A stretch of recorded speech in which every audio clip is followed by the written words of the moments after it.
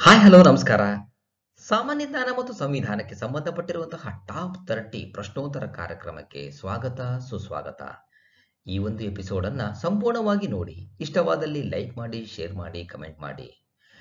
ಇಲ್ಲಿ ಕೊಟ್ಟಿರುವಂತಹ ಪ್ರತಿಯೊಂದು ಪ್ರಶ್ನೆಯೂ ಕೂಡ ಮುಂಬರುವಂತಹ ಯಾವುದೇ ರೀತಿಯ ಸ್ಪರ್ಧಾತ್ಮಕ ಪರೀಕ್ಷೆಗಳಾಗಿರ್ಬೋದು, FDA, SDA, ಪೊಲೀಸ್ ನೇಮಕಾತಿ, KPSC ಸಿ ಗ್ರೂಪ್ ಹುದ್ದೆಗಳು, ಶಿಕ್ಷಕರ ನೇಮಕಾತಿಗೆ ಸಂಬಂಧಪಟ್ಟಿರುವಂತದ್ದೇ ಆಗಿರುತ್ತೆ. All the best. Thank you. ದಿನನಿತ್ಯ ಬಳಸುವ ಲವಂಗವು ಸಸ್ಯದ ಯಾವ ಭಾಗವಾಗಿದೆ? ಮೊಗ್ಗು. ಲವಂಗದ ಮೊಗ್ಗಿನ ಭಾಗವನ್ನು ನಾವು ಸಾಂಬಾರ ಪದಾರ್ಥಗಳಲ್ಲಿ ಬಳಸುತ್ತೇವೆ. ಇದೊಂದು ಅತ್ಯುತ್ತಮವಾಗಿರುವಂತಹ ಪರಿಮಳವನ್ನ ಹೊಂದಿದೆ. 2 ಈಸ್ ದಿ ರೈಟ್ ಆನ್ಸರ್. ಪೂರ್ವ ಮತ್ತು ಪಶ್ಚಿಮ ಘಟ್ಟಗಳು ಸಂಧಿಸುವ ಸ್ಥಳ ಇದು ನೀಲಗಿರಿ ಬೆಟ್ಟಗಳು. ನೀಲಗಿರಿ ಬೆಟ್ಟಗಳಲ್ಲಿ ಪೂರ್ವ ಮತ್ತು ಪಶ್ಚಿಮ ಘಟ್ಟಗಳು ಸಂಧಿಸುತ್ತವೆ. 3 is the right answer. 3 - 4 + 6 bracket of 3 - 2 divided by 2 bracket close -1.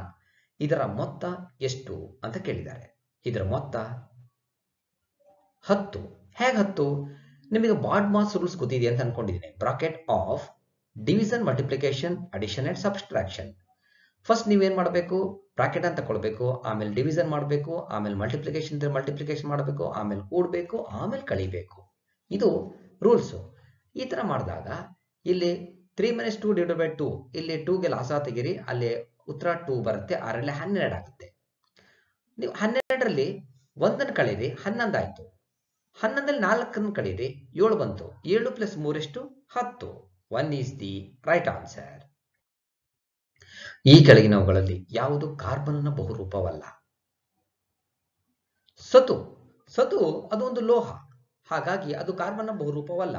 ಬಹುರೂಪ ಅಂತ ಹೇಳಿದ್ರೆ ಒಂದು ಮೂಲ ವಸ್ತುವು ಅನೇಕ ರೂಪಗಳಲ್ಲಿ ದೊರೆತರೂ ಅದರ ರಾಸಾಯನಿಕ ಗುಣ ಒಂದೇ ಆಗಿರುತ್ತೆ. ಇದನ್ನೇ ನಾವು ಬಹುರೂಪತೆ ಅಥವಾ ಆಲೋಟ್ರೋಪಿಕ್ ಅಂತ ಹೇಳಿ ಕರಿತೀವಿ.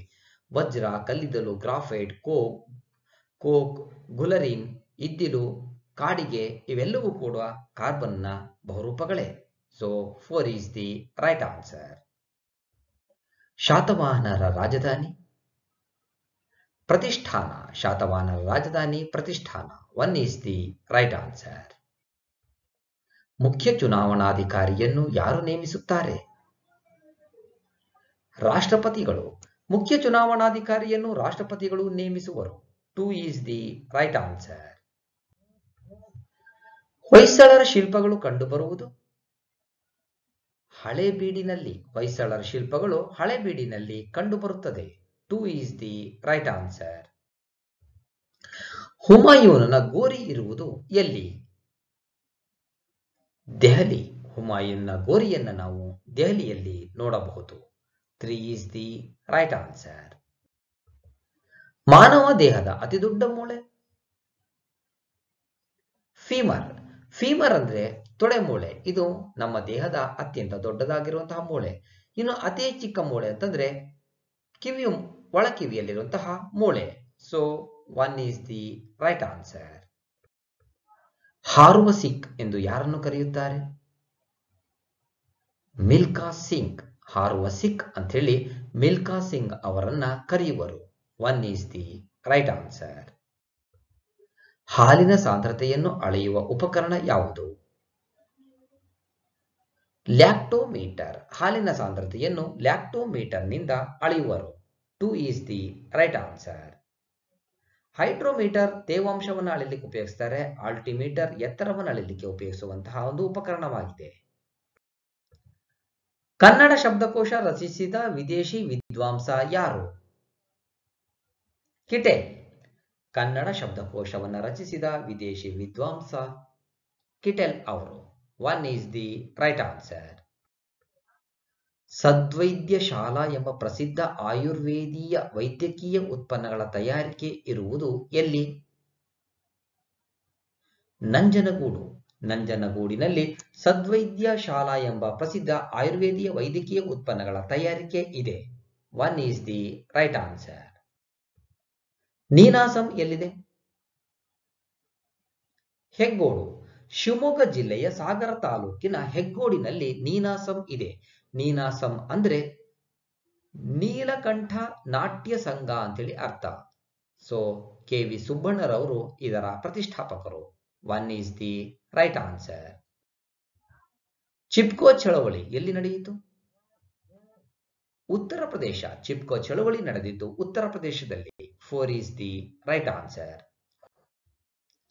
ಕರ್ನಾಟಕದ ಯಾವ ಜಿಲ್ಲೆಯಲ್ಲಿ ಅಪ್ಪಿಕೋ ಚಳವಳಿ ನಡೆಯಿತು? ಉತ್ತರ ಕನ್ನಡ. ಕರ್ನಾಟಕದ ಉತ್ತರ ಕನ್ನಡ ಜಿಲ್ಲೆಯಲ್ಲಿ ಅಪ್ಪಿಕೋ ಚಳವಳಿ ನಡೆಯಿತು. 3 ಈಸ್ ದಿ ರೈಟ್ ಆನ್ಸರ್. ಮೇಧಾ ಪಾಟ್ಕರ್ ಮತ್ತು ಬಾಬಾ ಆಮ್ಟೆ ಅವರ ನೇತೃತ್ವದಲ್ಲಿ ನಡೆದ ಆಂದೋಲನ ಅಥವಾ ಚಳವಳಿ ಯಾವುದು? ನರ್ಮದಾ ಬಚಾವೋ ಆಂದೋಲನ. ಮೇಧಾ ಪಾಟ್ಕರ್ ಮತ್ತು ಬಾಬಾ ಆಮ್ಟೆ ಅವರ ನೇತೃತ್ವದಲ್ಲಿ ನರ್ಮದಾ ಬಚಾವೋ ಆಂದೋಲನ ಚಳವಳಿ ನಡೆಯಿತು. 3 ಈಸ್ ದಿ ರೈಟ್ ಆನ್ಸರ್. ರಾಗಿ ಮತ್ತು ಎಣ್ಣೆಕಾಳು ಬೆಳೆಯಲು ಸೂಕ್ತವಾದ ಮಣ್ಣು ಯಾವುದು? ಕೆಂಪು ಮಣ್ಣು. ರಾಗಿ ಮತ್ತು ಎಣ್ಣೆಕಾಳು ಬೆಳೆಯಲು ಸೂಕ್ತವಾದ ಮಣ್ಣು ಕೆಂಪು ಮಣ್ಣು. 1 is the right answer. Regur ಮಣ್ಣು ಎಂದು ಕರೆಯುವ ಮಣ್ಣು ಯಾವುದು? ಕಪ್ಪು ಮಣ್ಣು. ಕಪ್ಪು ಮಣ್ಣಿಗೆ ರೇಗೂರ್ ಮಣ್ಣು ಎನ್ನುವರು. 2 is the right answer. Theosophical ಸೊಸೈಟಿಯನ್ನು ಭಾರತದಲ್ಲಿ ಯಾರು ಸ್ಥಾಪಿಸಿದರು? HS Olcott. ಥಿಯೋಸಾಫಿಕಲ್ ಸೊಸೈಟಿಯನ್ನು HS ಅಲ್ಕಾಟ್ ಅವರು ಸ್ಥಾಪಿಸಿದರು. 3 ಈಸ್ ದಿ ರೈಟ್ ಆನ್ಸರ್. ಭಾರತದ ಮೊದಲ ವಾರ್ತಾಪತ್ರಿಕೆ ಯಾವುದು? The Bengal Gazette. ಭಾರತದ ಮೊದಲ ವಾರ್ತಾಪತ್ರಿಕೆ the Bengal Gazette. 3 is the right answer. Deshbandhu ಎಂದು ಪ್ರಖ್ಯಾತರಾದವರು ಯಾರು? CR ದಾಸ್ ಅಂದ್ರೆ ಚಿತ್ತರಂಜನ್ ದಾಸ್ ದೇಶಬಂಧು ಎಂದು ಪ್ರಖ್ಯಾತರಾದವರು. 3 ಈಸ್ ದಿ ರೈಟ್ ಆನ್ಸರ್. ಯಾವಾಗ ಕರ್ನಾಟಕದಲ್ಲಿ ಲೋಕಾಯುಕ್ತ ಅಧಿನಿಯಮ ಜಾರಿಗೆ ಬಂದಿತು?